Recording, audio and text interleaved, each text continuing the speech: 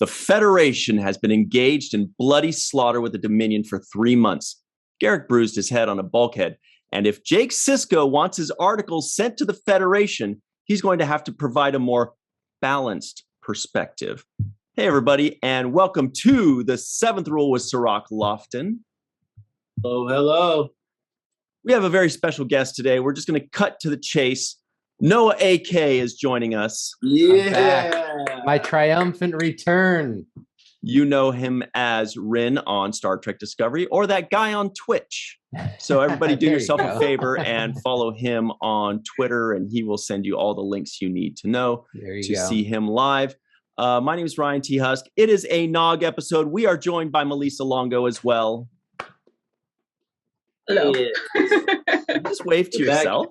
Or are you giving us the backhand? The backhand queen wave. We need to stay in line. We need to stay in line. That's getting an the insult backhand. in Bajoran.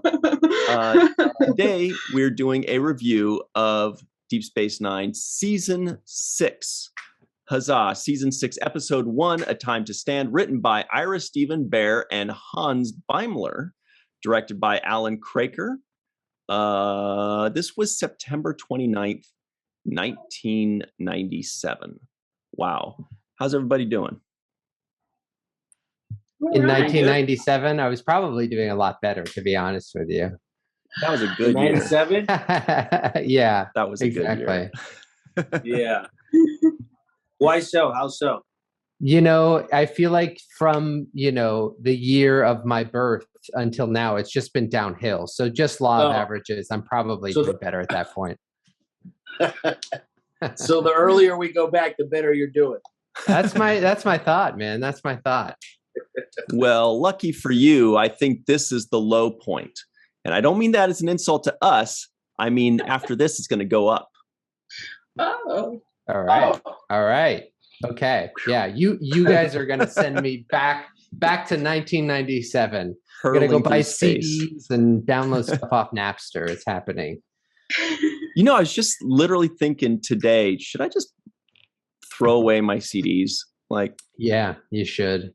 Yeah, I was thinking that yesterday because I went through some DVDs and I thought those two. I was like, yeah, the DVDs, the CDs, all of that stuff. And I'm thinking, at what point am I going to just go ahead and they're not going to be worth money. They're not like collectibles.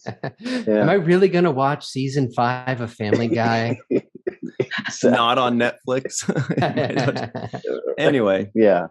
All right. Well, let's talk about this episode because otherwise we're going to go down the rabbit hole of CDs, and I've had them for years and they're collecting dust, and I've had to never use them. And I'm sure Cirroc are the same way. This was dedicated at the very beginning of the episode in memory of Brandon Tartikoff. I don't know if any of you know who he was. He was a TV executive for NBC. It seems I don't know much about him. I was hoping, Cirroc, if you know, great. If not, then we salute him. Yeah, I do know who he is. And while I was doing some research about the origins of Star Trek and how Star Trek kind of got manifested at all, the connection, for example, with Lucille Ball and Desilu Productions. And so there was so much there.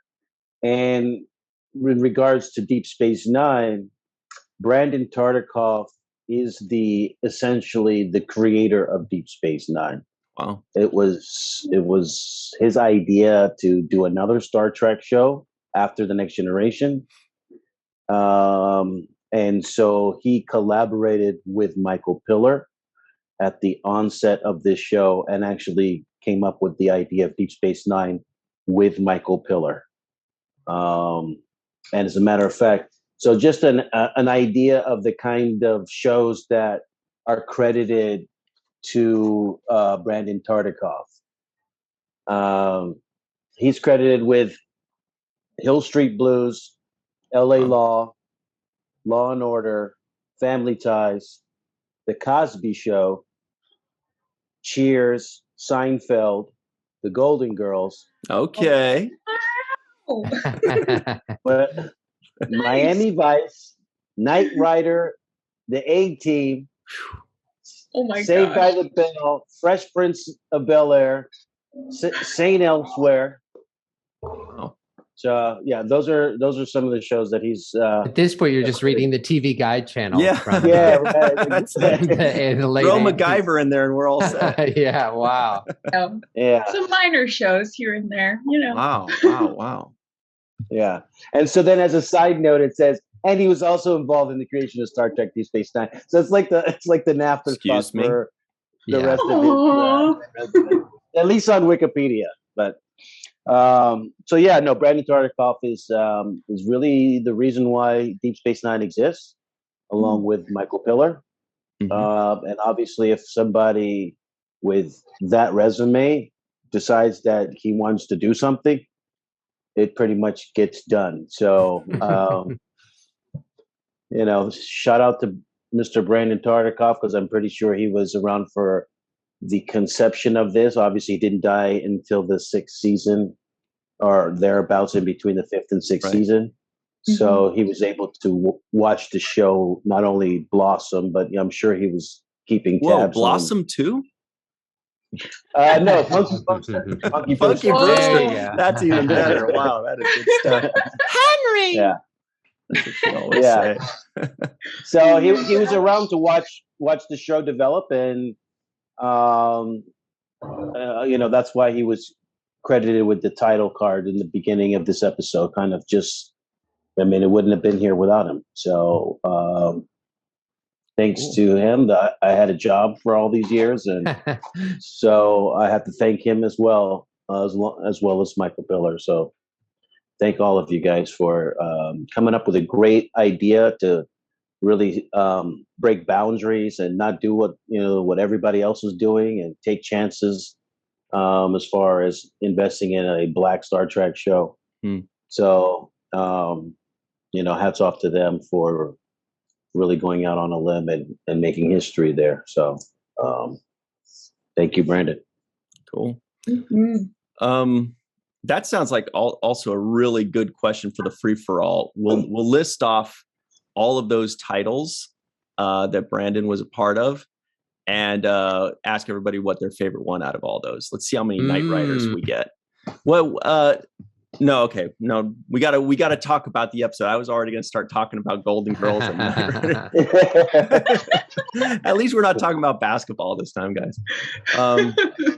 Okay, so Noah, I don't know. I know you're doing a rewatch right now, right? You're like in the 2nd or 3rd season, right? Well, so actually, the horrible thing is, Mary and I just started the 5th season.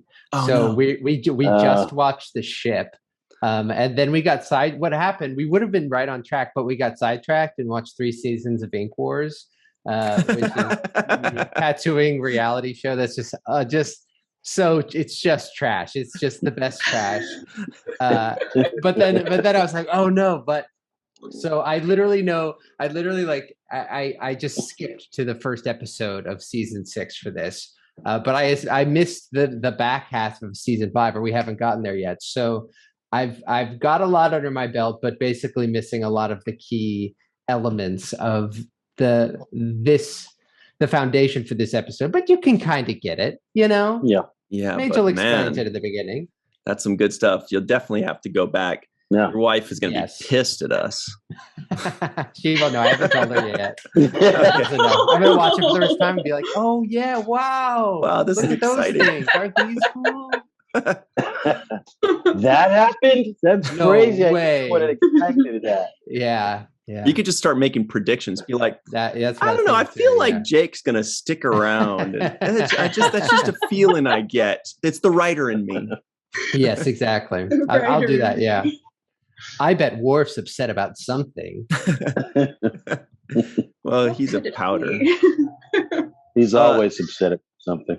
This episode had so much comedy in it that's always lost. Like, people think of Deep Space Nine as this dark show, and the Dominion Wars are super dark and heavy, but there's just so much comedy in it. Like, and I love the comedy, like, and it's like straight person comedy. Like when Wei Yun is saying the shops are everything Wei Yun says, basically, let's just start there. But then he's like, The shops are reopening. The promenade is abuzz with activity once again. The habitat ring echoes with laughter of happy children. And DeMar goes, I've doubled security at patrols throughout the station because they hate the Bajorans. And I couldn't get enough of that dark humor of their hatred for each other and the annoyance with the Bajorans. I don't know. Did you guys like any of that comedy, or am I on my own there?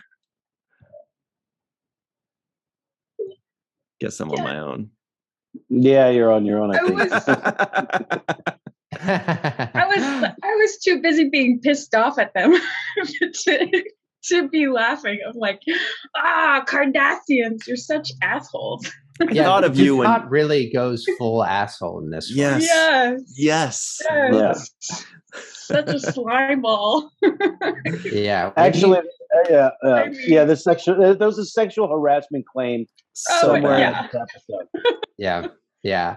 I don't know what it is, but I feel like every time I do a Star Trek episode recap, there's always a sexual harassment claim in every one. I'm like, God damn it. Why is it? Yeah. Somebody's getting impregnated or someone's invading their mind. Yeah.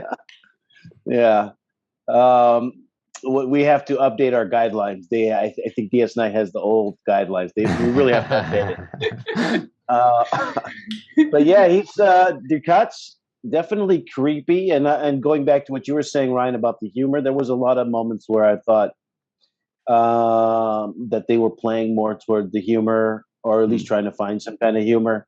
I think there was one moment where Nog was talking about the chairs inside of the Darsh. Oh, yes. And sandwiches. That was very good. Yeah. Right. So there was a lot of that kind of, let's make light of the dark situation that we're in. And even the way Cisco was having to explain to his dad that he left Jake behind. He's like, Dad, it's not what you think it is. And he's like, well, you mean you didn't leave him with a bloodthirsty, killer group of people? He's like, no, actually, I kind of did.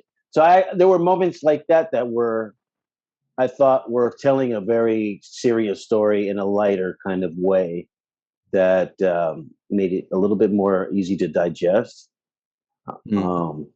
So yeah, I did see some of the humor in there. And Jadzia had this amazing leap into Worf's arms, only to fight about whatever animal they were going to slaughter, or whatever. That definitely gave me wedding planning flashbacks. That was good as well. I actually noticed that Worf didn't even budge when she launched herself in his arms. I was like, man, that is a sturdy man. He didn't even like, whoa. We were watching an episode a little while ago where it's them and the Jem'Hadar, and they're working together to, take down a rogue group of Jem'Hadar. And at one point, somebody goes down, and Michael Dorr just has like an unconscious dude like over his shoulder, and he's like a football player, just like douche, and he's like not even budging as there's a limp human on him. And Mary was like, I need to watch that again and make sure that's not a dummy, because like he looks like he's literally carrying nothing. The dude is just like totally a tank. Strong man. What a good actor. A little bit more on Joseph Sisko, by the way, because he's been so precious to us. He's only been in a few episodes, but he's just so great and such a legendary actor and such great moments. But there was a funny moment there on top of what you were saying as well, Cirroc, that at least that made me laugh, was when Captain Sisko said something to the effect of, well, you didn't raise me to lie, or something like that. And then Joseph says, well, I raised you to be a chef for all the good that did, or something like that. Yeah, that's so great. I'm like, we get you, Joseph Sisko. We know who you are. We totally get that. We've all had that grandma or grandpa or older person in our life that was a little sassy and really smart and really funny. And I think it reminds me of my grandma. Maybe that's what it is. In a manly way. Yeah. I mean, there's definitely something there when you're getting called out on all stuff. I mean, that's the beauty of his characters, because it allows us to see Cisco in a different light. because he's always having to walk around with this, I'm in charge kind of thing. And there's the very few moments where he gets to kind of be more himself when he's with Jake or when he's with his dad, which is even different because, when you're with your kid, then you still have that parent thing and you have a little bit of a, have to have some control. But when you're the child, then, the parent can talk to you how they want to talk to you and you just have to deal with it. So you get to see that in the Joseph Benjamin Cisco relationship. Well, and I think that carries over the slice of real life that the last episode had, but this time showing that slice of real life during wartime. So, and all of these moments of levity are to help kind of ease the dire situation that they're in, or that they're facing. So I think it's brilliant that they sprinkle those things in, that Worf is obsessing over his wedding and how it's not right, rather than, the Jem'Hadar on their tail, or they losing more than, it's great. Loved it. And there was that funny line where Dax acquiesces and says like, okay, fine, we can do the Targ slaughter after the dinner, or the dinner after. And he doesn't flinch. He just goes, as it should be, I think is what and I watched that like 3 times because he's just so like, that's right. Okay. Now finally getting the wedding I wanted. Yeah. Well, and then Cisco is like, well, trust me, a small wedding is the way to go. And Dax is like, you get married the way I want, and then I'll get married. And she's pointing to Worf as she says, the way I want. Right. Which is such a nice little subtle way of saying, yeah. And then they're like, all right, we're off to go bang. And Cisco's like, good luck. Don't break any bones. Whoa, okay. Yeah, that was powerfully implied there. I actually liked even just the intro into that where Martok is like, yeah, you got to talk to, like, he's been bitching about this for this whole time. And I can just imagine that, where the 2 Klingons are like, should we do this? Should we do that? And Worf is like, my wife has scheduled me. Just bitching about that. They're like looking at him like, dude, seriously? So I like the way Martok kind of said, you got to talk, like get it out now because I can't hear this anymore. I can't deal with it. He says like he's been unable to think about anything other than the wedding. Yeah. Like, please go hammer it out, you guys, if you know what I'm saying. There was another thing. You guys were mentioning the chairs. There was another little throwaway line that was really smart when Garrick shows up. It was like after they said, well, right now, what's his name? Bashir just says, you'll be begging for, an infirmary later on. And Dax says, well, I'd be happy with just a view screen. And then Nog says, or a chair. And O'Brien says, or a sandwich. But then in the next sequence, Garrick comes in and everybody's happy to see Garrick, and Julian pats him on the shoulder. And then O'Brien says, pull up a chair. I'm like, what am I watching? A sitcom? I was like, oh, I'm a jerk. Yeah. Nice button at the end there. Yeah. That's when the laugh track goes and they do the freeze frame. Yeah. Oh yeah, the laugh tracks of the old. But yeah, little bit of humor. They always kind of that's the thing about these drama, right? It's like you're playing on the opposite spectrum of whatever the tensions are, and that creates it. And then comedy is so much the same. It's just a little bit of a flip on it, right? And so that's why you're able to blend some of the two, and you find really good comedic actors are also great at drama, and vice versa, because there is a similarity in the approach. Yeah. Jamie Foxx was one of the first to really blow me where they're like, hey, don't pigeonhole me. Don't try to put a stamp on me. I mean, he was amazing in Ray. Yeah. And he's not the only one. It's just, I mean, once you understand one, you can probably, do the other. It's just which one you're better at. And some people are better at the more comedic approach. But no, I love the way the writers handle the dialogue, the way they handle the tension. And I felt like watching this episode that it felt like they split the show into two, right? Because it was like, it's like you watch Cheers all the time. So everything happens at the bar.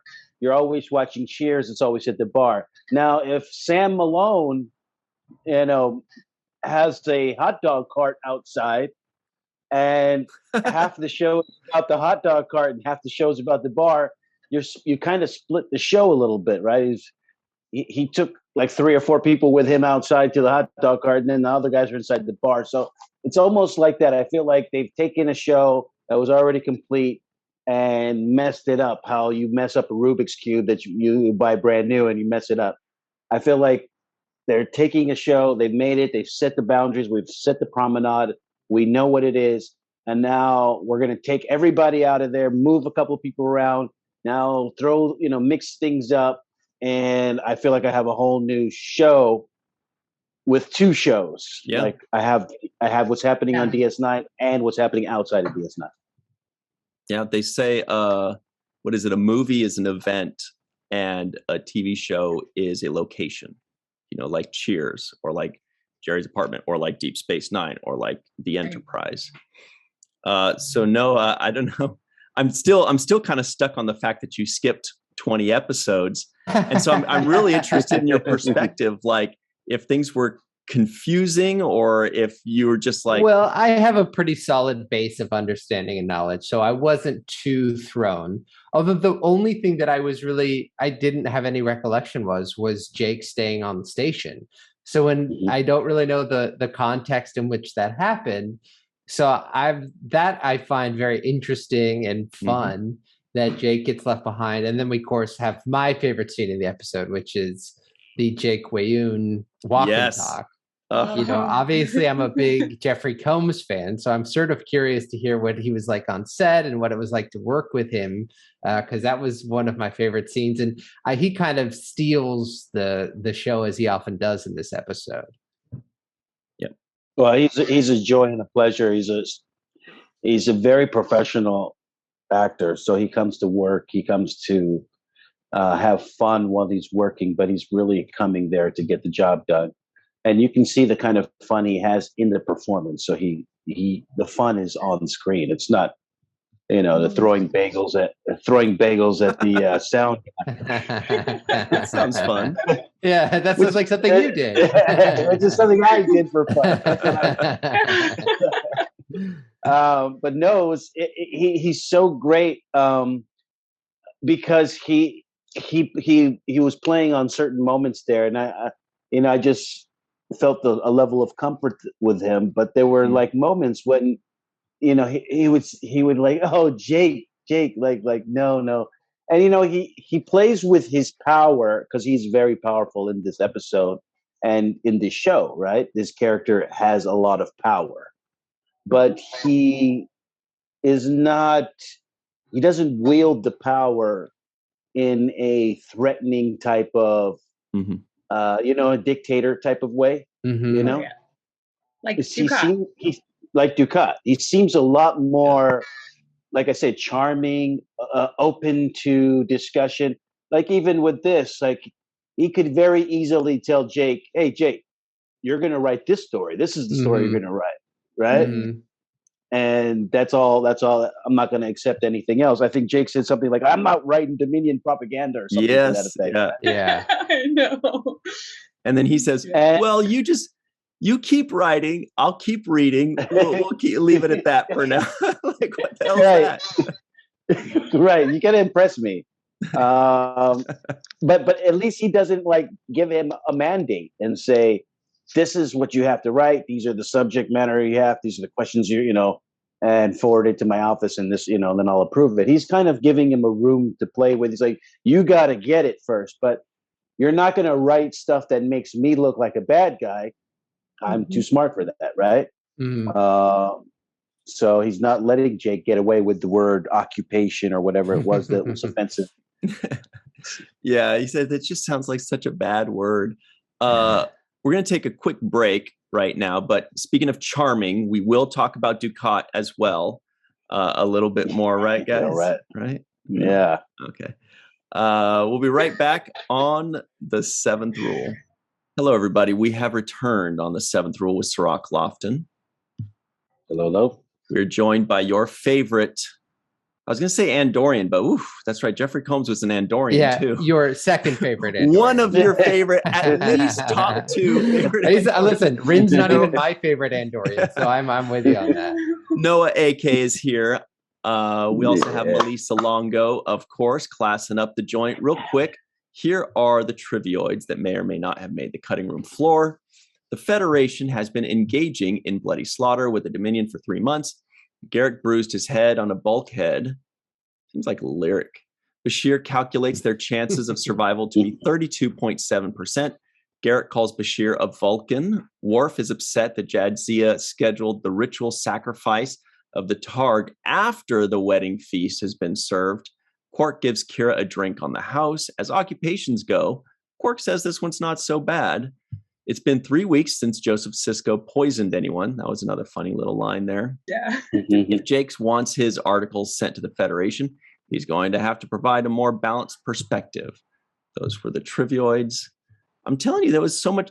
You know what the biggest thing about this episode was for me was the dynamics between the characters. They created all of these ripe, juicy dynamics, like between, Bashir and Garrett. Garrett calling Bashir a Vulcan, Worf and Dax, and Worf and Martok, and so much between Odo and Kira, right? There was a lot really going there. And then obviously Kira and Dukat and Wayun and Damar and them and Odo. It's just like all in one episode, they developed all of these new, fresh dynamics with which to play. Well, even with Nog and the crew. Absolutely. He's a kind of a new addition, but a staple to the bridge crew. And he fits right in so well. Yeah. It's natural. He was what that crew needed, the fresh blood, right? Yeah. Oh, one of my favorite things in the episode is Bashir's at-work outfit that he has at the start. Did you guys remember that? He's got his sleeves rolled up, shirt undone. I love that, man. He was ready for business. I love that. It's probably because the Dominion ships don't have any mirrors. Right? They don't have chairs. They don't have a vanity station. Right. So he's just got to guess. He's like, is this what I look like? Let me unbutton these three buttons here. There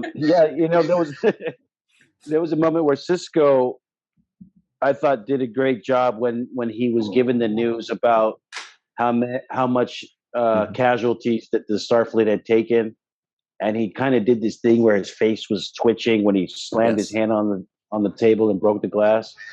I really loved that moment there. I was like, wow, this is Cisco starting to crack. Like, this is becoming too much for him.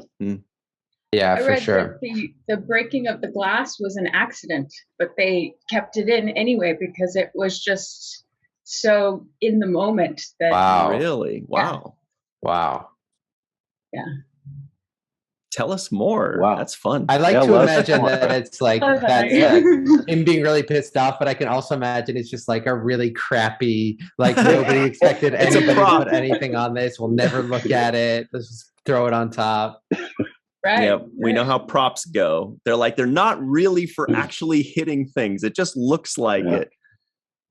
Yeah, but that's one of those moments that unscripted. Yeah, that's good news right there. To little good knowledge. But I thought it did add a little bit of intensity to the scene, and it did let you know how much was at stake for Cisco. He's got a lot riding on things. Yeah. That's why they call him one take Cisco. You can't do that a second time, right? Right. What were you saying, Melissa? Well, I was going to bring up the scene with Quark and the Jem'Hadar and him offering the Jem'Hadar holosuites, which brought up a question that may not be so classy, but is that him offering them the holosuite, I imagine the Jem'Hadar don't have any genitalia because what would they use it for? Well, they say there's no Jem'Hadar women, right? Mm-hmm. Right. I mean, So they're maybe all they have- made. Yeah, they've got They're nards, but that's it. Yeah. But they don't eat, so they don't have to go to Genitalia. waist distraction. Good point. Okay. So there would be no need for anything to. Maybe they could just use the holosleep to like practice a slaughter or something like that. Yeah, that's a fantasy for them. They're like, ooh, Yeah. all these people to kill. Yes. Yeah, but Melissa, So the- you just threw me down a rabbit hole when you said no genitalia. I started thinking like, okay, so no stuff. Do they have butt cracks then? Or is it just well, like a they round? don't eat. Yeah, so anyway. So why would they need it? Cirroc, your thoughts? And this is canon, Cirroc. Whatever you say is Right. Yeah, Pressure's on. Yeah, that's the. I don't want to be in charge of butt crack canon, but I can say that. Shout out to I can say trekmovie.com. Tomorrow they're going to have an article that says, Jake Sisko says the Jem'Hadar didn't have butt cracks. Yeah. No, I was thinking of other things. I was thinking that if I was a Jem'Hadar, what program would I want to see in the holosuite? That's what I was trying to think of. And I guess what I would want to see is whatever that drug is that they shoot themselves up with. I want to be in a room full of that. That would be my little Jem'Hadar fantasy, right? Just a pool and a snorkel. Well, Right. I was just going off of Quark's inflection, his, No. Sure. Yeah. But then I was like, but then, which raised the question as to why they need quarters on the Jem'Hadar ship. Oh, that kind of quarters. For the laundromat. That's true. That's true. They do have quarters, though, right? Do they have to sleep? Do they have to sleep somewhere? Julian said he had to put all of his stuff in his quarters, so that means there are quarters on the ship. Man, that's a solid nitpick. Unless they rotate the Jem'Hadar to conserve energy, but I don't know if they actually sleep either. Okay. You had a pretty good nitpick on the Jem'Hadar ship just a couple episodes ago too, right, Melissa, where it was like something about the chairs. You're really fixated on these Jem'Hadar ships, I think. Well, they're pretty cool, but they would definitely need replicators and chairs. I did see a callback reference. I think they said something about when the Admiral was telling Cisco that he was now going to pilot the Jem'Hadar ship, right? He said, "This is the one that you captured a while back." Yeah. And we wasn't that an episode? Like, wasn't that in an episode? Yeah. Is that a spoiler for you, Noah, or did that already? No, that's happen? the last one we saw. So I can tell you it's fresh in my memory. Otherwise, we're like, maybe they did capture a ship. We don't know. The founder cube is still fresh on that ship, as far as I'm concerned. Okay, that's the review you did with Caitlin. Exactly. Yeah, that was a great one. The ship. So that was episode 2 of season 5, right? And that's what you said. You're right, Noah, about the ship. Right. So I thought it was a great callback. Once again, it was like, wow, these guys brought back this ship. I guess they had it in the hole there, but you forget about these things as the episodes go along, and watching more storylines. And then when they call back something like that and say, "Oh yeah, by the way, we got that ship that you found," it just makes the continuity that much more believable. Yeah. And you just feel like, oh wow, these guys are on top of it. Yeah, I forgot about that ship. And yes, they could use that ship now. And this is a totally great idea. And it makes sense because they've already sold it to me, 6 months ago or whatever. Yeah. So So I love that about it. The whole episode feels very episodic. Like there's a very like small little arc at the end, like the last 15 minutes really, where they're like, we're going to go blow up this station. But like the rest of it really feels like, hey, we're just like picking up story threads from last time and moving them forward. It's not like there's like sort of one like sort of thing that has to happen in the full hour, you know, which I thought was pretty different and pretty cool. Yeah, that's where, that's where Ira and company really get their kudos. Is they kind of created this newer style of writing, at least for us Star Trek fans, that was basically in between episodic and serialized, where each episode is kind of its own standalone work of art, but there is like this overarching storyline to where, yeah, like they don't necessarily need, you know, beginning, middle, and end kind of feel totally, because we're reading a chapter in a book more so than its own short story.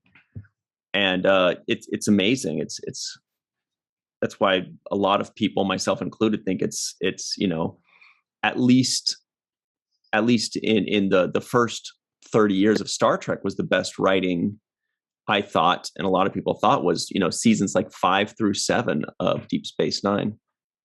Good. And the great example of that is the relationship building between Kira and Odo. There's such an interesting intimacy developing between them without in a roundabout way. So they put that all on the back burner, but they're so much closer now than they were before, and relying on each other so much. And it's wonderful to see that develop naturally, and not have them just force Kira and Odo together, but have them have a place to go, you know, not and then just not forget about it in the next episode. I love that they don't forget about things like that, like Cirroc mentioned. They keep the continuity consistent, which is wonderful. And yeah, I agree that it's like they're creating a more powerful relationship between the two of them this way, to where they're just really, really, really depending on each other and confiding in each other and leaning on each other. It's creating this amazing relationship. And it's funny that you mention intimacy, because that was the word that I think Kira said to Dukat when she said, what do you think, we have some kind of, you're trying to create some kind of intimate relationship with me? And he laughs. He says, but Major, we already have it, or we already have one, Major. Oh, that was poetry. And that's when I pictured you, Melissa, because I know you were like ready to claw your TV out when you saw that. Well, yeah, because he's just so deluded and so arrogant. It's like, oh my gosh, this guy. Which is great, because Mark Limo's doing his job. Because you know, he's doing it wonderfully. I shouldn't like Dukat, and I don't. You know, even does like a great like fade into the darkness sort of villain move as he slowly like backs up away. It's so good. Yeah. Yeah. I found the line. She said, "Are you really so deluded that you actually believe we have some sort of intimate relationship?" And he says, he gives this great laugh. He goes, "Oh, we already do." And then I put in my notes, if looks could kill, because Kira gave him this look of like, I am going to just cut every single part of you off your body, starting somewhere. And I love that she doesn't back down to him or become, you know, a quivering, swiveling, you know, she's like, no, you're full of shit. Yeah. Get out of my way. I thought it was great when he says to her, I could make things very pleasant for you here, Kira. And then her response was the best. She was like, you could start by doing something about your breath. That is a good line. That is like the really thing that really gets to him. He's really self-conscious about his Cardassian breath. Amazing. Lizard breath. Canar breath. Yeah. Canar. What is Canar made of? I wonder. Lizard breath. Lizard breath. No, yeah, the exchanges between them are great. And the other thing I wanted to highlight really quickly was the fact that they have created this checks and balance of power in the show. So it's like not everybody has all the power, right? Yeah. It's like Wei-Yun has the power, but then he bows down to a founder. And then this, it's like Dukat has power, but he has to bow down to Wei-Yun. And there's this dynamic where the power is kind of checked here and there. Like Bajor wants to do this, but they have to listen to this, to their prophets. And so there's this constant, somebody is always keeping something in check on this show. And I like the way they've made that intricate weave of people checking each other. It's such sophisticated writing, the way each relationship is so detailed and so thought out to where there are no easy answers. And it's so smartly done towards the end of last season where they set all this up. Mm-hmm. Sorry, Noah, but it's really good. I can't wait till you see it. But it's just like they set everything up to where they all have this really good motivation. We understand why Wei-Yun is forced to try to make nice with the Bajorans. And we understand why Wei-Yun is even more so forced to make nice with Odo because he's honored by his presence. And we understand the relationship with Dukat and Damar hating them, but they have to do it because of Wei-Yun. And it's just like, this is the payoff for excellent planning and writing. And right now we're receiving that payoff for all that setup. It's beautiful. Yeah, it's crazy to think that that's like set up over 5 seasons, as opposed to like 2 or 3 or even 1 is sort of more what you would expect now. But to have that sort of come to fruition through and at the end of the 5th season, because even just going back through it, seeing how they are like dropping in the Dominion in the 1st and 2nd seasons, but holding back so much, having in mind, like, we're not going to get to this till season 6, knowing you're going to get to season 6, you just won't see anything like that nowadays, which is just so cool. Mm. Yeah. Yeah. Well, networks don't have that kind of patience anymore either. Like, definitely. If you go, trust me, it gets really good in season 6. They'll be like, it gets really good in minute 6 of the first episode. Yeah, you just can't do it. You can't do it like that anymore, which is too bad. You don't have that. And you'd also, you don't have, you're lucky if you have half the amount of episodes at 13. Usually you're going to get 8 to 10. So you just have so much less time to kind of really pull these things out. Mm-hmm. I think that's an excellent point, Noah, because we did 26 episodes in a season, that would be the equivalent of, 2.5, 3 seasons of Star Trek today. Yeah. And that allows us a lot more time to go into detail and to character build. Now you have to watch, you have 10 seasons of an episode. When they introduce a new character, it's got to be quick. They're not going into, it's not, you're not getting a 15-minute backstory. And, right. And you can't really have people sort of stick around in the same way because you have so many people sort of on the order that you need to sort of serve, like everyone is going through a change or an event. And you just see how it sort of is lining up with those main characters that, like characters like even like Garrick, you just aren't really going to get, you just don't have the time to really dive into their stuff, Mm-hmm. So what Noah is saying is if he were in Deep Space Nine, he would have gotten 15 episodes instead of just a handful. Oh, yeah. That's the key right there. I would have really worn out my welcome. No way. People would be booing by the end.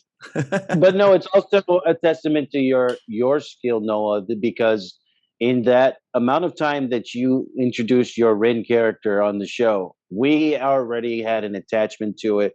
We felt like we knew the character, and that's a testament to you making us have an endearing feeling towards you and your character in such a short amount of time. You don't. Well, thank you.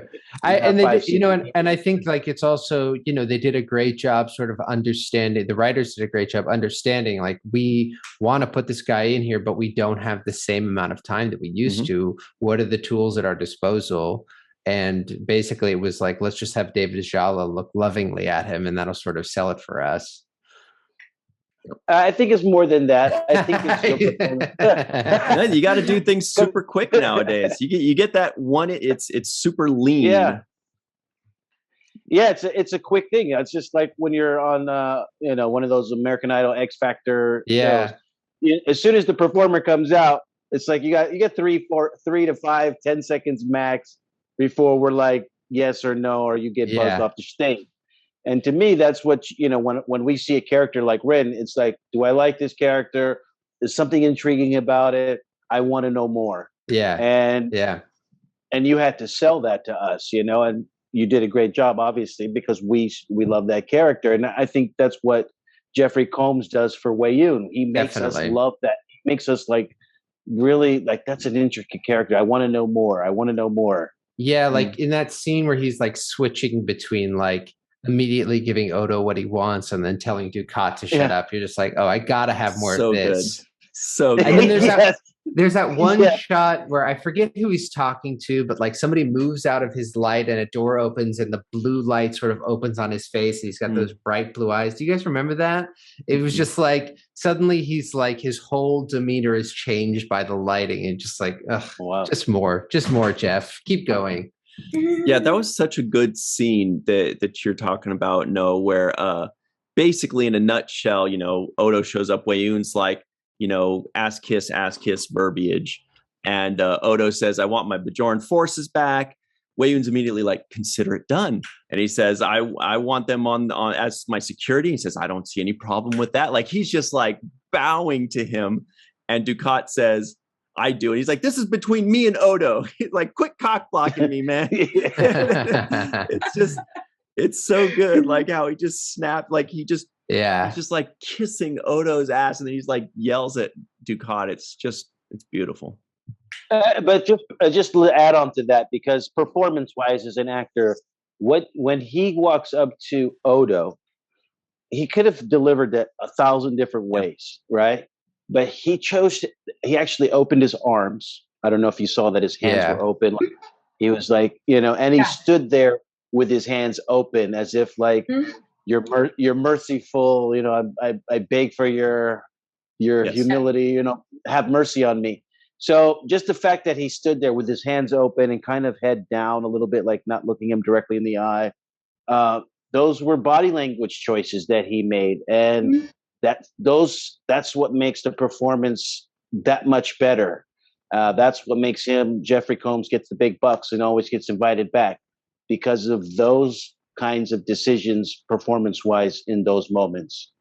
Yeah, you don't really feel like he's holding back. He's not like holding his power back, he's like totally supplicating himself, which is something a lot of actors don't like to do. They want to feel like the dude on set, but he has no problem really just kind of totally giving into it, which is just so awesome to see. Yeah, I think that's a good point that you're mentioning, Cirroc, that doesn't sound like something that was in the script. That sounds like it was an actor's choice, that nonverbal communication, that physicality of doing this. Maybe it says he bows or something like that, but whatever it was, it did not say it to the extent that he took it. But that immediately, and the inflection in his voice and all that, just is like dripping with submission and reverence to his God. And it's so good. Loved it. Yeah. And I also love Damar in the background as the grumpy old. He's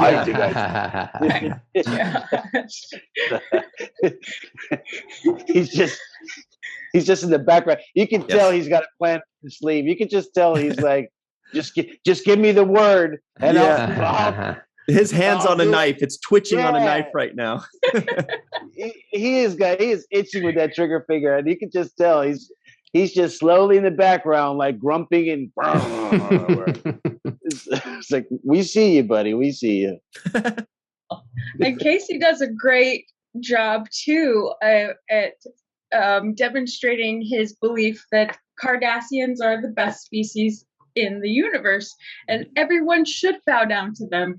And he's probably right. No, and Mark Limo had a great line too. Dukat says, "Today was a great day for Cardassia and the Dominion." He threw that in there, like, "Oh yeah, and those guys." And the other thing I noticed is that he did the opening voiceover, which is usually reserved for the captain. Yes. That's right. So he actually was like, star date or whatever they do, station log. Permanent documentation file, which just makes it sound so much more official. Yes. And I thought that was good. also read that that's the first time that a villain has had that opportunity. Wow. Melissa, why you keep holding out on us, man? She's burying the lead. I like that you just heard it. Somebody just whispered in your ear. Yeah. Meanwhile, just 2 seconds ago on facts. Discord, I heard it. That is good. Good. That's awesome. Yeah. Okay. I don't know if it happened again, but yeah. Okay, Melissa, we have 1 minute left. If you're keeping any other secrets from us, we don't want to. What other Easter eggs? I did want to talk about the last moment with Nog in the episode when they learned that it's going to take them 17 years, 2 months, and 3 days to get back home. And the look on Nog's face to me said, I'm going to be the oldest cadet in Starfleet history. And then I thought, move over, Ensign Kim. Yeah, I was going to say Voyager was happening at that same time. So yeah. 17 years as a cadet is a long time. But but brilliant moment from Nog. Loved it. So very quickly, we do want to give a very special thanks to Carmen Shamwell, aka Skillet, TJ Jackson-Bey out in Missouri, Bill Victor Arucan, Yvette Blackmon, Homer Freezy out somewhere in New Yeezy, Eve England out in Wales, Dr. Anne-Marie Segal, Dr. Susan B. Gruner, Tim Baum, aka Grandpa One, Titus Mohler, John Mann, Mark Rocco, Darlena Marie, and Rex A. Wood. I want to get some. I need a special nickname for one of these people. Mann Segal. That seems fun. I want in. Don't say Segal. Anne Marie got mad because she said, "Why do you pronounce my last name like that?" I'm like, Seagull? She's like, "It's not seagull like the bird. It's seagull." I'm like, I don't hear a difference. me and Anne Marie understand each other. Me and Anne Marie, I know her. We're cool. She's angry at you. She's not angry at me. we message about you, Ryan, about how you just can't say the name right. Meanwhile, I'm nailing it. I know. I just don't hear the difference. My ear's not tuned to it. That's what we say to each other. So go figure. All right. But also a very, very special thanks to Funny Man Noah Ake. Thank you so much. Thank you. Well, thanks for having me, guys. Always a pleasure to come and revel in your Star Trek goodness. I'm really just a big dork and a fan who's just here to listen to you guys talk about Star Trek. So thanks for having me. That's a perfect fit then. Come to the right place. Yeah, Good. really. Good. Cool. Yeah. Everybody else, stick around for the free-for-all. Noah, what is your Twitter handle? It's N_A_K, right? I think that's the only Twitter handle I've ever memorized because it's 5 characters. Yeah, it's either that or you're going to have to memorize Noah Averbach-Katz. So I'm just keeping it simple. So yeah, find me there.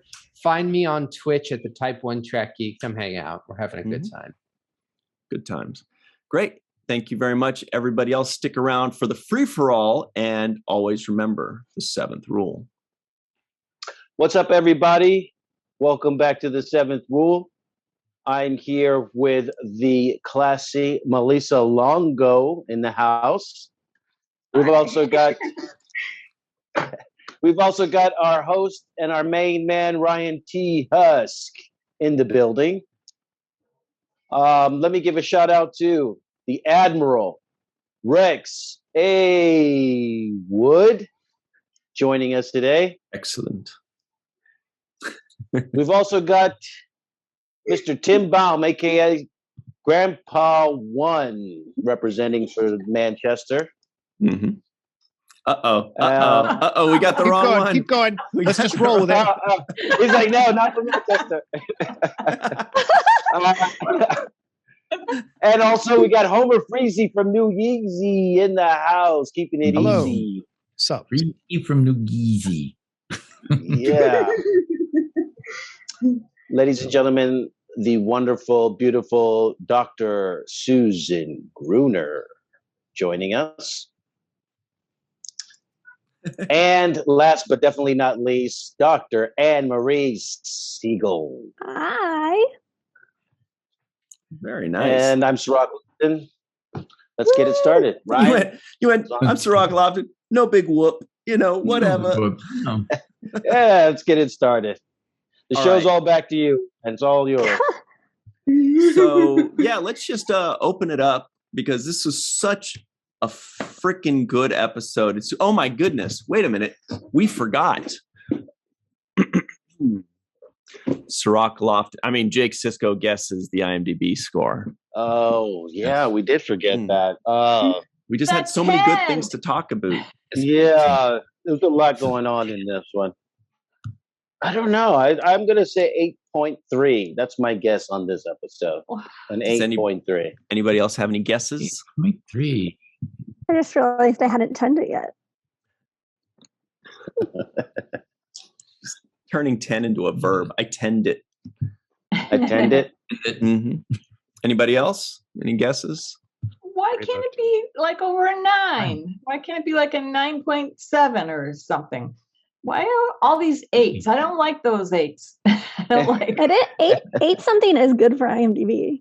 It is. Yeah, It is really because good. there are a lot of people that are like, they look at the episode. I liked you, but you weren't the best. You're an 8.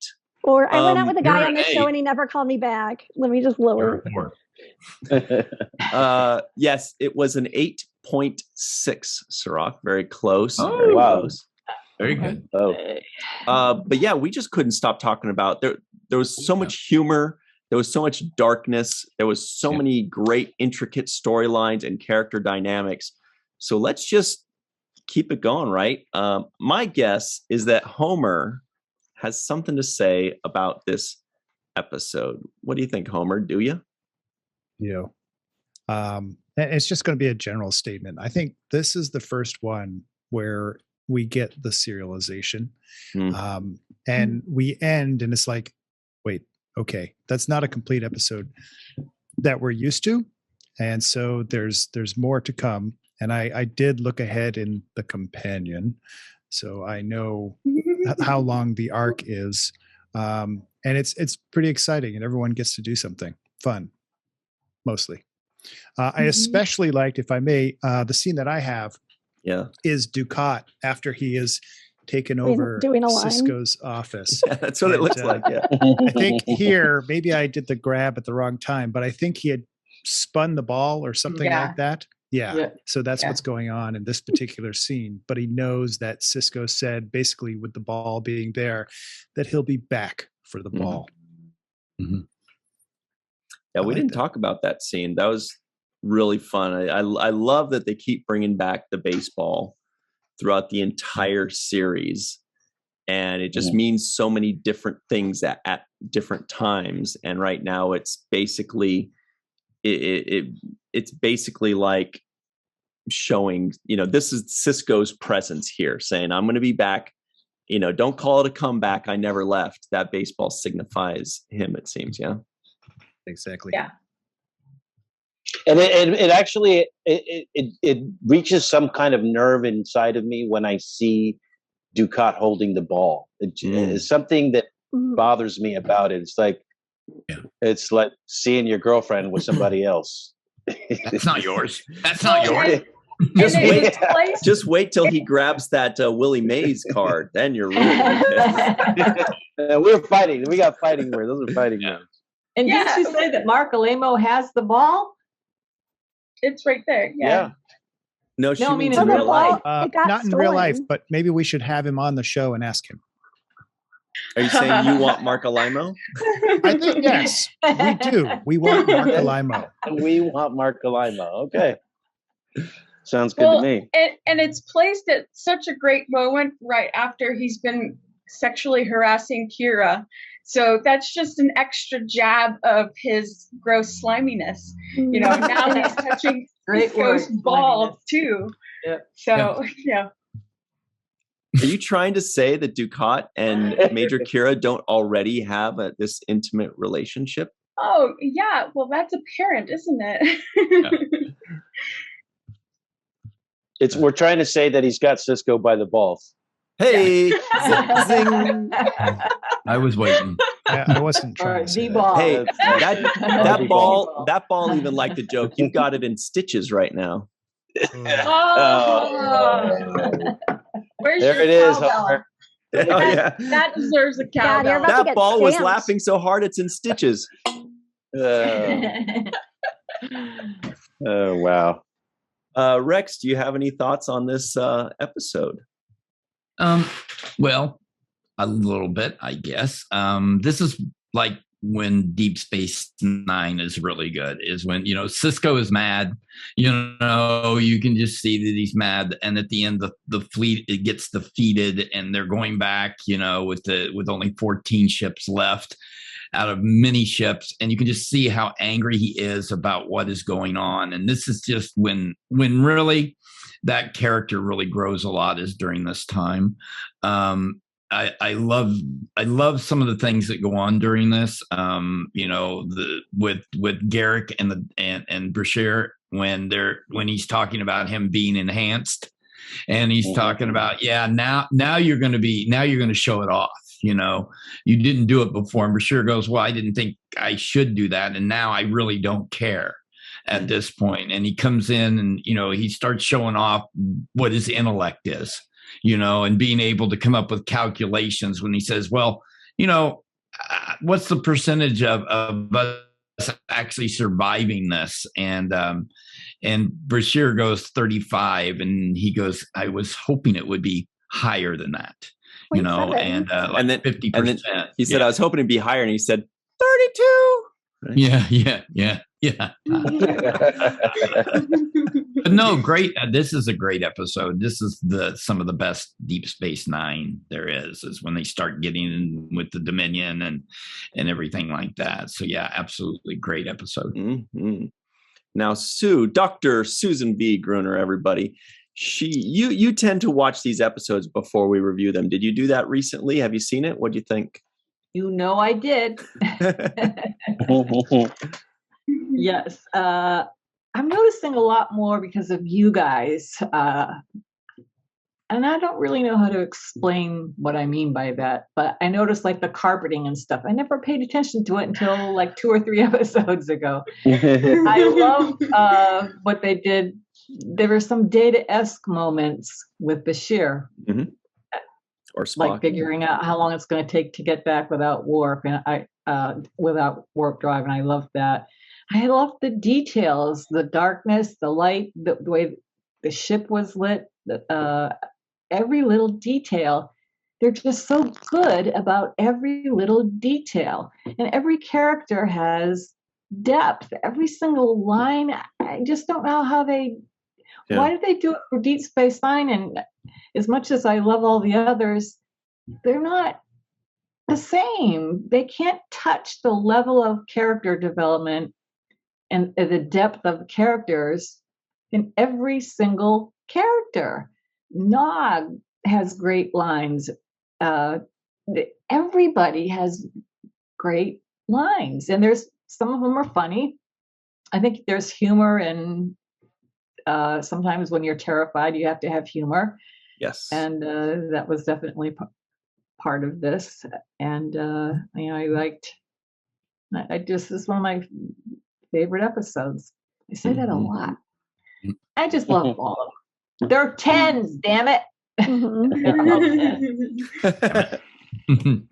Wow, that was I think we were all kind of thinking something. I didn't know what to say when you said why couldn't they do that with the other shows?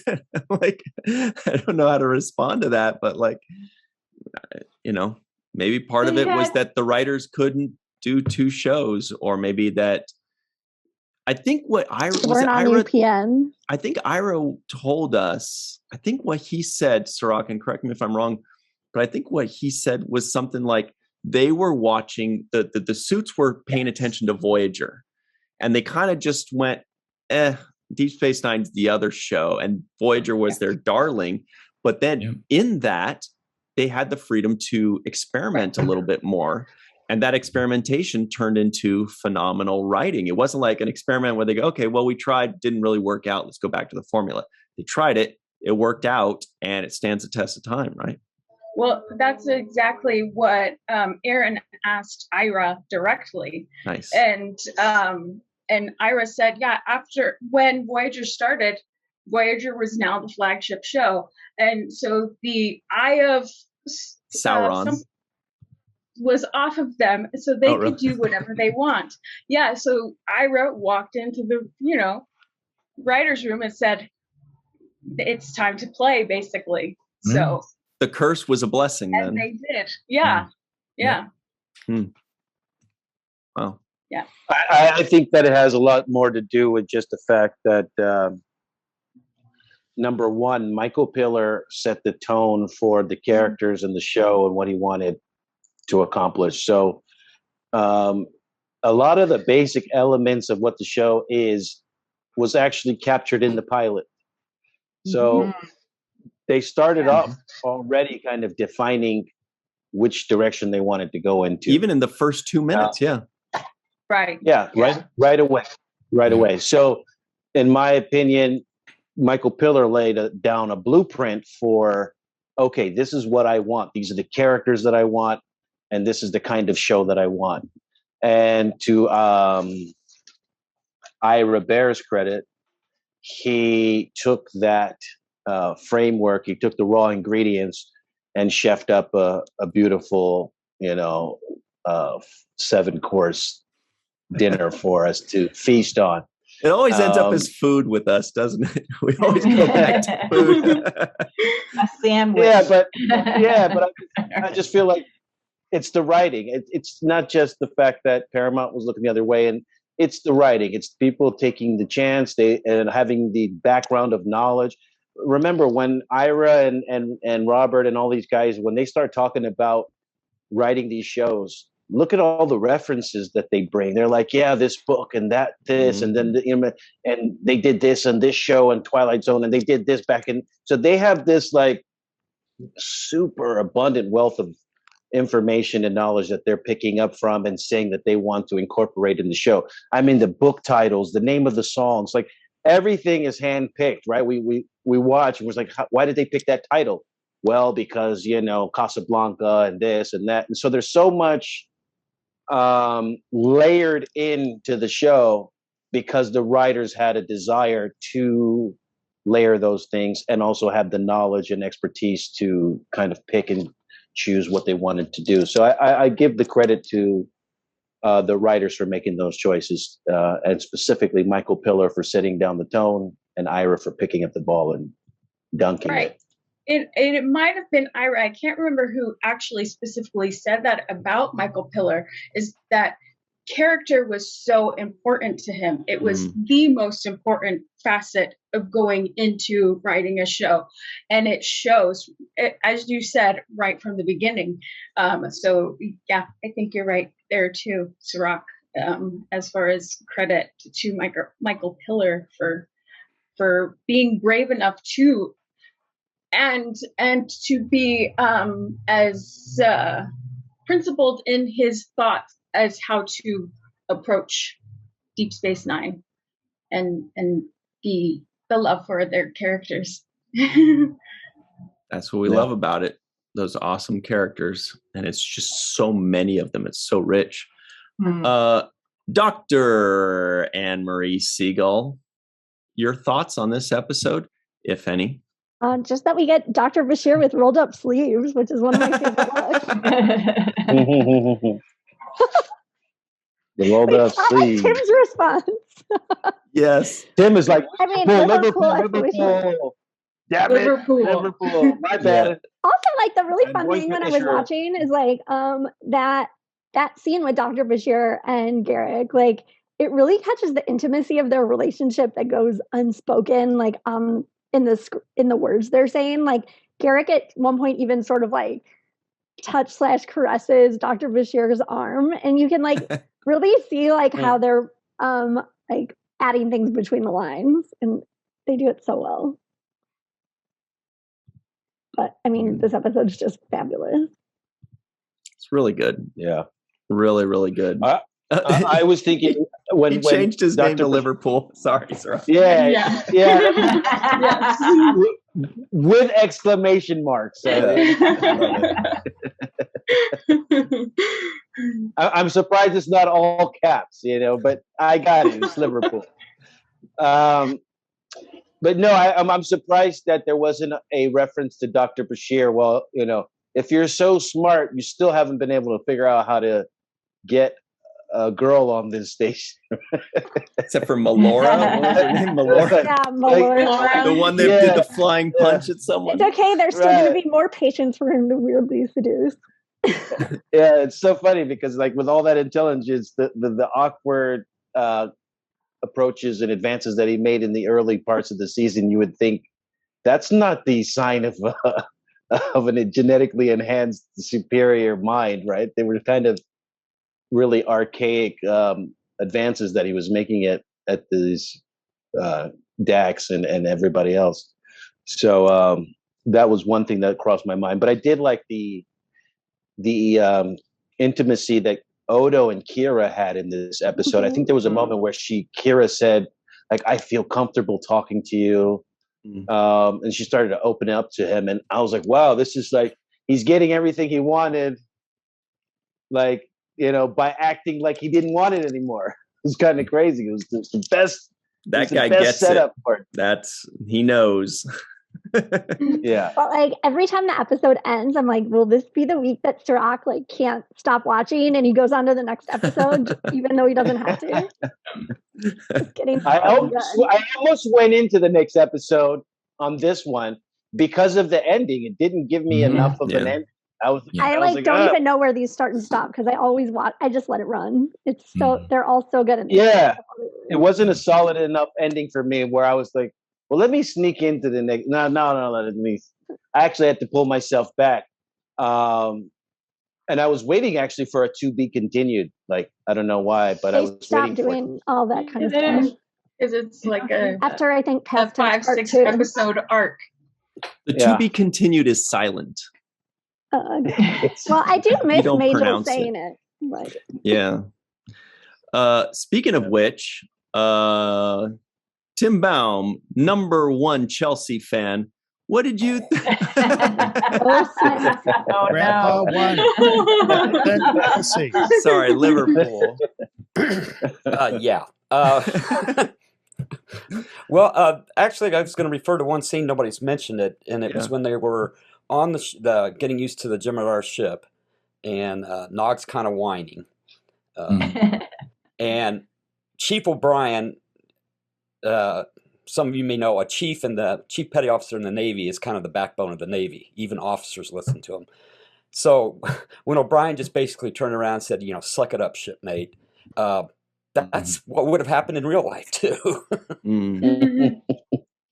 But overall a good episode. Yeah, it did kind of end, because now's the beginning of what's all going to go down. So, but yeah, it just kind of ended. Yeah. Yeah. I don't know. See, for me, it didn't really, I guess it's because I was expecting it. Like we kind of know what to expect going in. And they did have that little 10 or 15 minute microcosm of an episode at the end where they go and they're going to blow up the planet and then they're going to fly off and whatever. And so it was almost like, they're like, let's give them something to, some kind of little beginning, middle, and end. And that kind of was it, so that people can look back and be like, the episode where they blew up that asteroid, or the Catcher Cell where they got stranded. Okay, but really, yeah, it's just one long series of episodes that are just kind of I love put together. how, like, Jake is more incorporated in this series of episodes also. It's just like such a fun role. I just love that all of this works together and everybody has something to do. Mm-hmm. Yeah. Well, and it's really the first episode they've moved away from Jake and Nog being a couple too. So they're off doing their own scenes with different people, and it's that's interesting too, I thought. Yeah, I loved Cisco Nog dynamic. In the beginning of this episode, Cisco's like, "Cadet, take us around," or something like that. I just like that dynamic there between the two of them.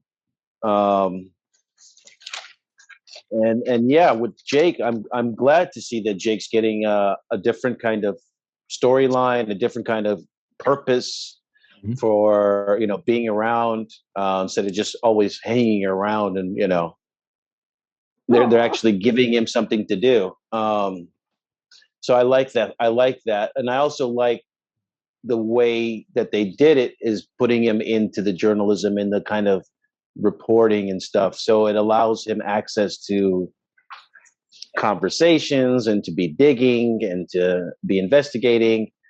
So it gives him yet another purpose of probing and investigating and kind of information gathering. So I think that eventually that's going to become very instrumental in the future. I don't know how the show's going to go, but it seems like that would be, if you're going to be doing reconnaissance and you want to be gathering information, you have an inside source, a news reporter, or whoever it is, that's, collecting data for you that might become pertinent in the future.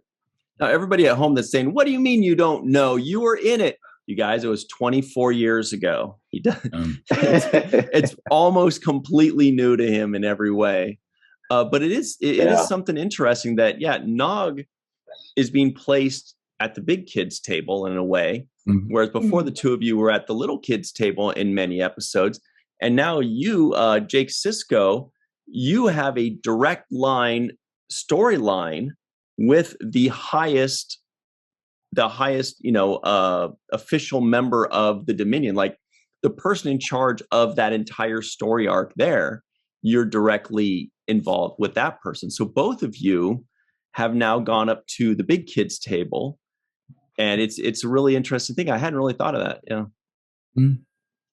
We also get to see Odo kind of use his being a founder in this to be able to get what he wants to, to be able to get, security team back and stuff like that. And, with Kira telling him, what, you need to be using this. These people are thinking you're a founder. And we see Waylon like just always throwing himself at Odo. It's like, "Oh, what can I do for you? What can I do for you?" Not realizing Odo's the enemy to you. Odo wants to destroy you, but yet, since you're a founder, he's going to just sit there and just peg-late to him, just give him what he wants, and that's what's so funny about it. It absolutely is. Yeah. So much depth. Yeah, absolutely. All right. So here's a quick fun game, everybody, that Cirroc came up with. Yeah. Mostly. Now, at the very beginning of the episode, of the Deep Space Nine episode, it said, "In memory of Brandon Tartikoff." Yeah. And Cirroc started listing off all of the shows that he was a part of or affiliated with. Do you still have that list with you, Cirroc?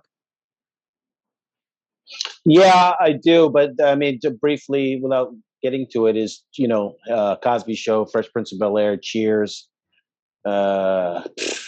Golden Girls. I mean, there's a long list of shows. Is insane. Wow. Because he was the programming director for NBC for many years.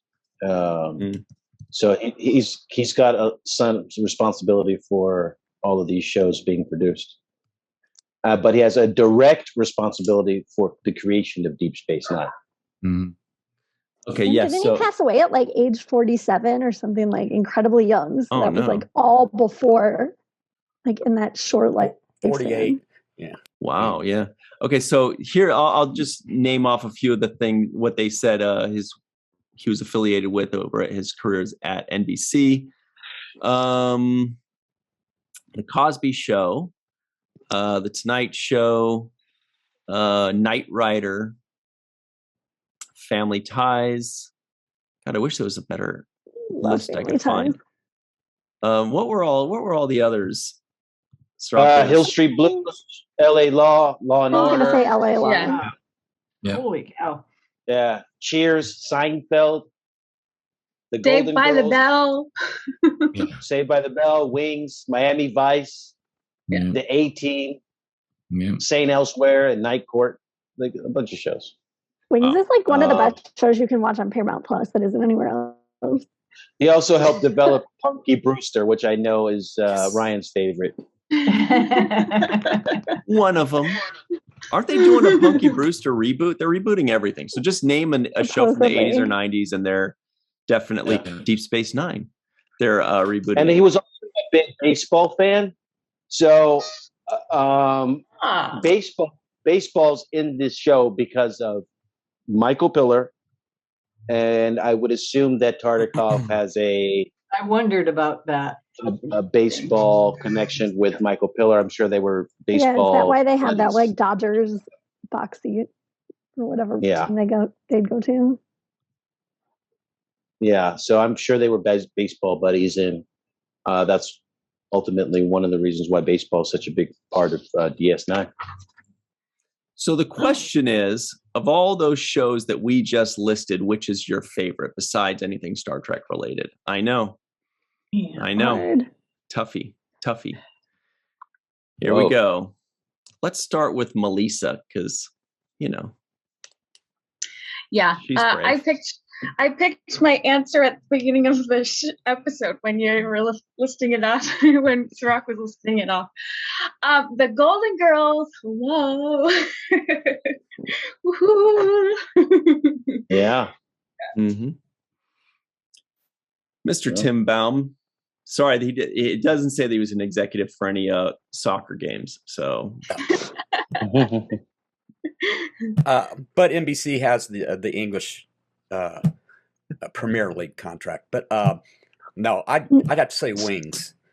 I just Love Wings. loving the show Wings. So that's my favorite. Yeah. And it's funny because when we were doing DS9, they were filming Wings. And I would hang out with the star, one of the star of Wings. Tim Daly. And I'm looking up. One I'm of the trying to brothers. find. Yeah, I'm trying to find out the cast because they were. yeah, there was that one dude who was kind of like the funny guy, right? Oh, I think one of them was in a Was Star in- Trek episode. Who was Huh. in Sideways, wasn't he? No, he was straight up. He was. Tony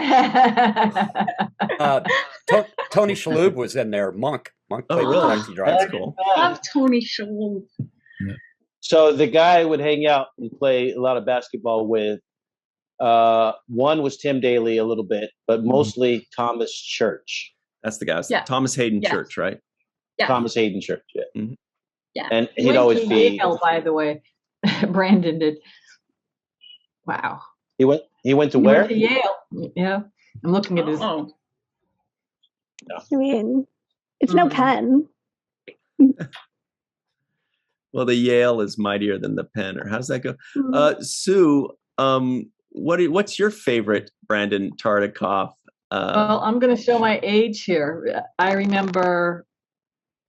I don't watch as much TV as some of you do, but I remember St. Elsewhere. I remember Helen Hunt was in St. Elsewhere. I watched that religiously. What year was that? What decade was that? 80s? I don't remember. Seinfeld, yes. But actually, I'm thinking L.A. Law. I loved that show. I mean, I don't remember what decade that was either. I 80s. didn't watch Hill Street Or Blues as religiously. Rose Nyland would say, La Law. They're actually Very doing good, a reboot good of that. knowledge. Corbin Burnson's going to star in the reboot of L.A. Law. So sometime this fall, I think. Rebooting everything. They're going to reboot the Golden Girls, the G Girls. Never. It won't be as good. There's no chance. No. There's way. no chance. That's impossible. And Marie Segal, is your favorite the Golden Girls? I mean, I think that's my favorite one to actually watch. But in terms of like cultural like specialness that I really link to the 80s, I'd say like Cheers or Wings or Family Ties, like those like early TV memories. But yeah, Golden Girls is the best one, if not Star Trek. Rex A. Wood, your thoughts? Hill Street Blues. Nice. Definitely Hill Street Blues. Because I think if you think about it, it was a very dark cop show, kind of like Deep Space Nine. It's kind of dark. Mm-hmm. It was kind of like when they looked at a lot of different things with police shows, and they got more into a lot of situations like Deep Space Nine did. If you look at some of the episodes of that, they really got into some controversial things with the police department too. So, and it being based on the Chicago Police Department anyway. At the same time, it definitely was a lot of good drama in that show. Absolutely. Rex loves drama. Yeah. Homer, what do you think? Lala as well? I can't go Lala. I agree that Hill Street Blues was groundbreaking. And I think this is one you didn't mention, but it's the one that I am going to mention, and I'll give you a quote. I love it when a plan comes together. A-Team. A-Team. Yes. You know, I thought you were going to say Alf. you know the actor that was in the A-Team was also in Star Trek. Yeah. Yes. Mr. T? Yes. Oh. No. Okay, that's Dwight Schultz. That's the one. Yep. Oh, B.A. Baracus? No, Broccoli. yes. Lieutenant Broccoli was Murdoch. Okay. Yeah. Yeah, Murdoch. There was an episode in. You know, I used to work out with B.A. Baracus with Mr. T. For real. No. Really? Yeah, out in Sherman Oaks. Yeah, he was the nicest. You have no idea, because he plays this tough guy, but he's the nicest. He's just unbelievable. Can't get over it. Pity that Ryan Husk. I pity that Ryan. He didn't pity. He was like happy. He was so cheerful and loving. And yeah, he did pity me a little bit, but Best Mohawk around ever. There was an A-Team episode with Dirk Benedict. They were being chased through the Paramount lot, and he sees a Cylon. Yeah. And he just stops and goes, Yeah. No way. I know you from somewhere. Yeah. Oh yeah. They actually had it like there for a while. I think it was also part of the beginning of the show. They would show him, and that Cylon would be there. Yeah, and he would just be like, something's not right here. Yeah. Wow, that's so meta. That's cool. Yeah.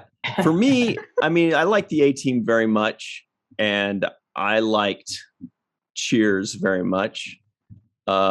But yeah, and the Golden Girls is like one of the best shows of all time. Especially that pilot is a perfect pilot.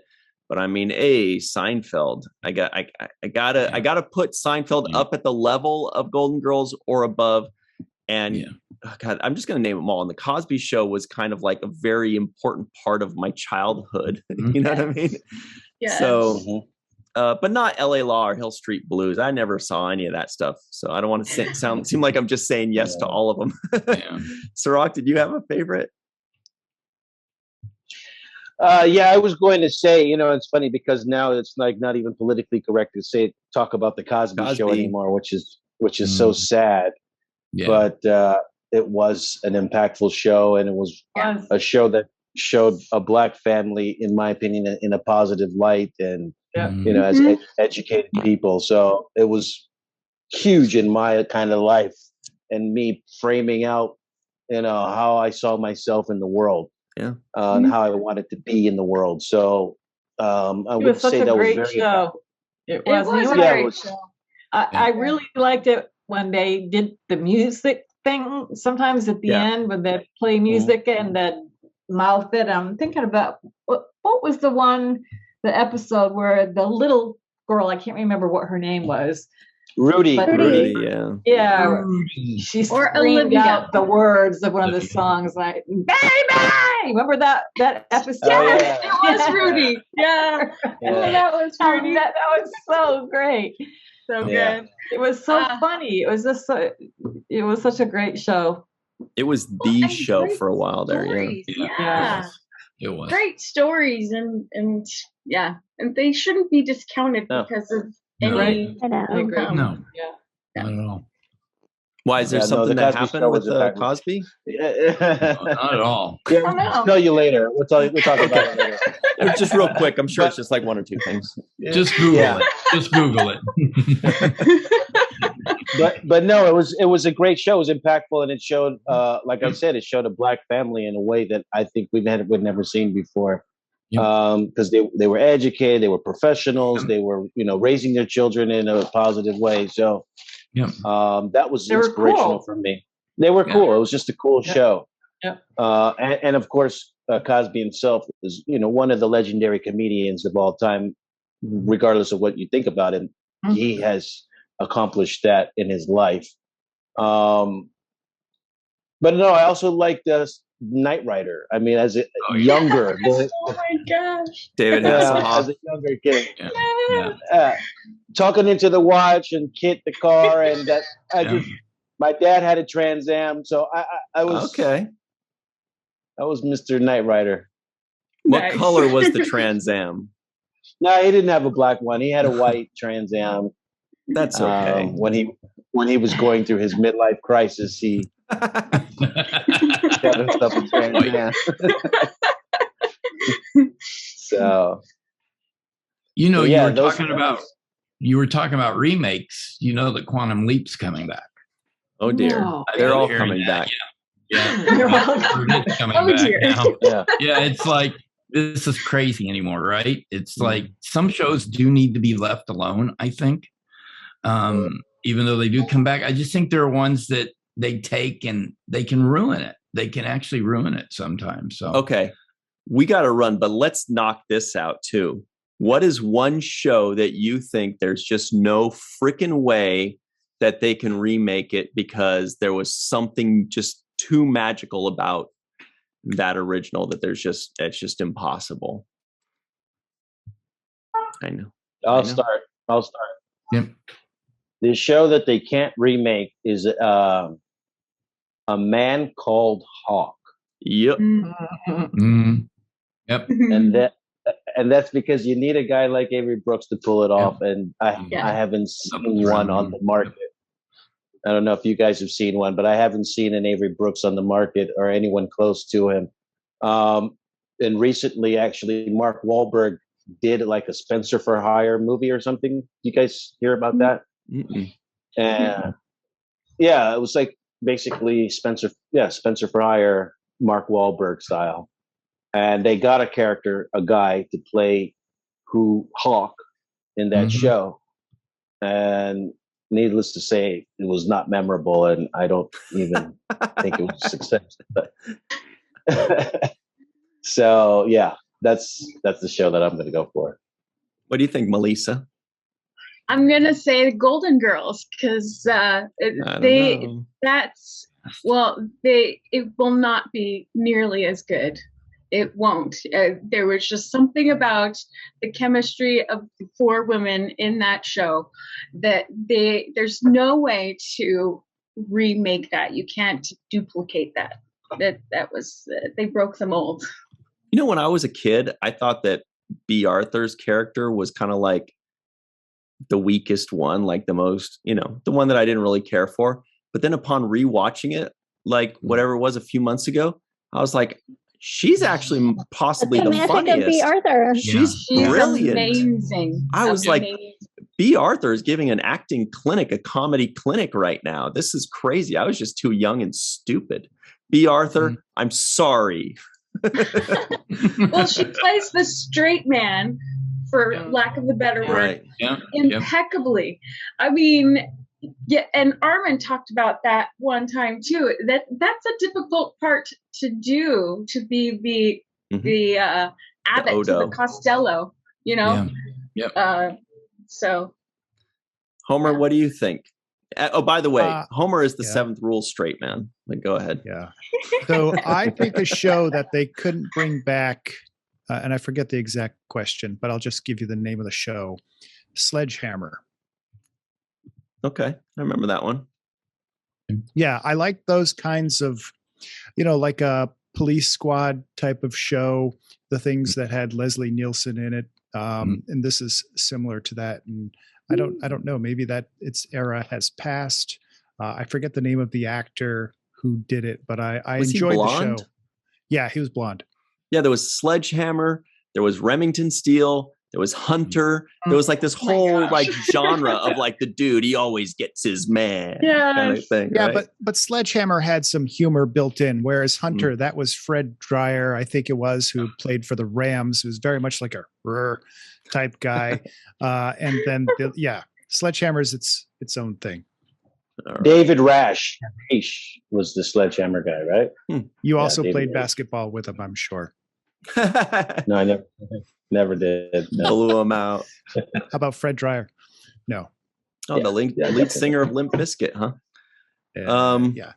It's a Fred Durst. That's Fred Durst. Yeah. What do you think, Anne-Marie? I'd say I Love Lucy because Me too. I mean, first of all, Lucille Ball's amazing, but also I think it'd be like so gross to have a show these days where it's okay to speak to the woman like that. So, that are like the honeymooners. Oh my gosh. I feel like I Love Lucy is definitely something they will try to reboot. Well, there's like a movie coming out about the Ricardos with Nicole Kidman, but you can't. Oh, right. Yeah. Interesting. Rex, what do you think? Well, I got a couple. One would be MASH. I don't think they could bring MASH back and do it correctly. Not with the people that were in that. There were just too many good people that just aren't around. The second one's going to be a comedy. I don't think they can do WKRP in Cincinnati again. Oh my gosh.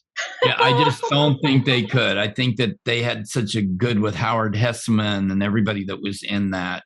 I just don't think they could come back with a good one just like that. The storylines with the turkeys at Thanksgiving time.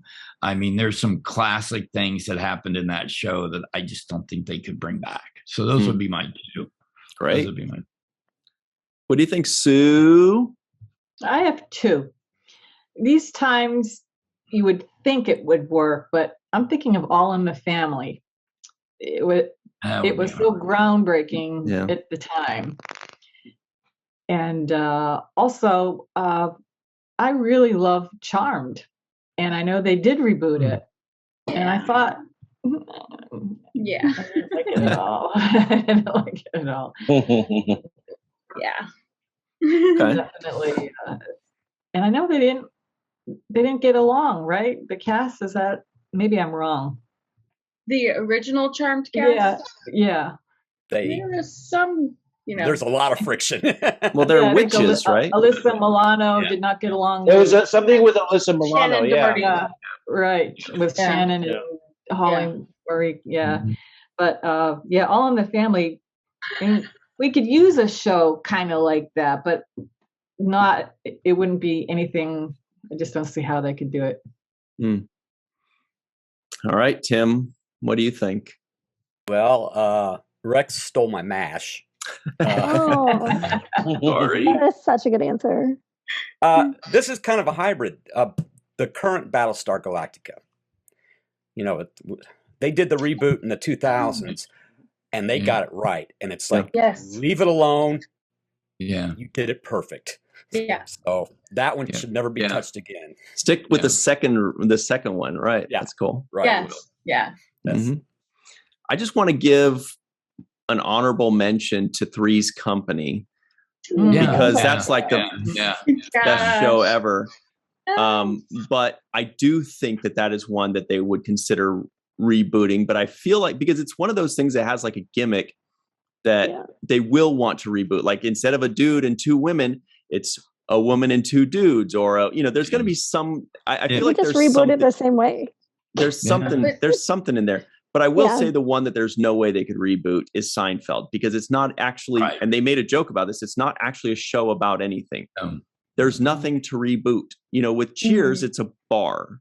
You know, with Deep Space Nine, it's a space station. You know, with MASH, it was a time and place. Although I think you're right that I don't think they could redo that one. But Seinfeld, it was just people. You can't, there's nothing to reboot there. I don't think it would work. Well, I'm also going to add Only Murders in the Building because it's so good that there's no way anybody could ever change the cast. That's with the two Martins, right? The new show. Yes. Yeah. Martin Short and Martin.